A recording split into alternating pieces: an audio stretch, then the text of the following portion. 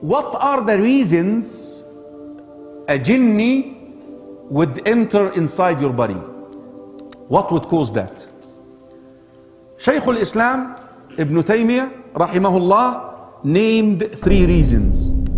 Number 1, jinn are a creation like us who do have the freedom to choose. So they could commit sins and they could commit injustice just like that. Like human, you know, we wrong one another for no reason. So he said the first reason that the jinni would oppress the insi. He just doesn't like your face. He looks at you like, I don't like this guy. Of course, you don't know what إِنَّهُ يَرَاكُمْ هُوَ قَبِيلُهُ. You don't see him. He mentioned the second reason, love. That the jinni actually may love you. العشق, the lustful love. When you go through your bedroom and wearing nothing basically and you're walking around like this, guess who's watching you?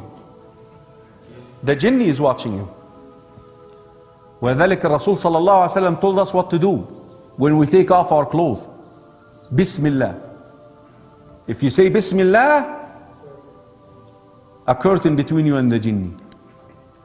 But how many of us come out of bed in the morning and you want to get your coffee from the kitchen? I stopped doing that after learning this. Guess what? The jinni is looking. And he's going to go inside that body because he loves you. Actually, a lot of the, especially, no offense for the sisters, especially with the women, with the sisters. A lot of the sisters are possessed by jinn because of that reason, that the jinni actually likes the women.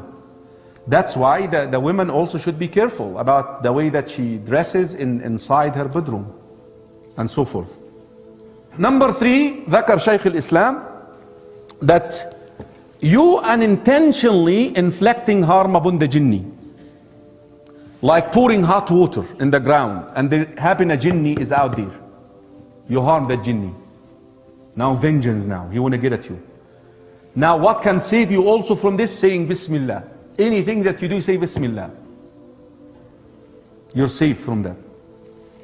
Can the jinni enter the body of the human just like that anytime? Anytime? The answer is no. I'm talking about the possession.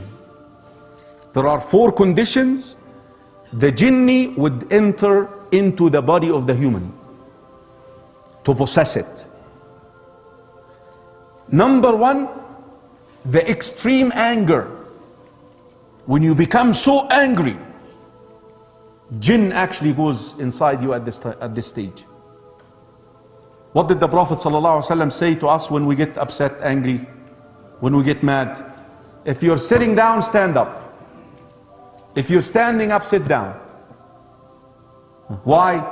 You want to upset the position of the jinni inside you. You don't want to make him comfy. Because as long as you're in your position and you're upset, he's the one who's now directing that body. والحديث يا إخوة, Sulaiman ibn Sirt, he was sitting next to the Prophet ﷺ, a companion, and he got so angry. You know, when you get so angry that your face what? And things come out of your mouth, you know, do like this. I said, إني لا أعلم كلمة. I know a statement if he says, أعوذ بالله من الشيطان الرجيم. The second case here is extreme or excessive fear. Excessive fear, the state of excessive fear. You're vulnerable during these conditions. So, excessive anger or excessive fear, that you're so fearful, you're afraid. Jinn can actually go inside you at this stage. Number 4, excessive heedlessness. That you're not paying attention to, you don't say the adhkar, you enter into the bathroom, you know, like when you eat, you're not saying Bismillah. When you enter the house, you don't say Bismillah, and so forth. Case number 4, the time when you're so much into your desire.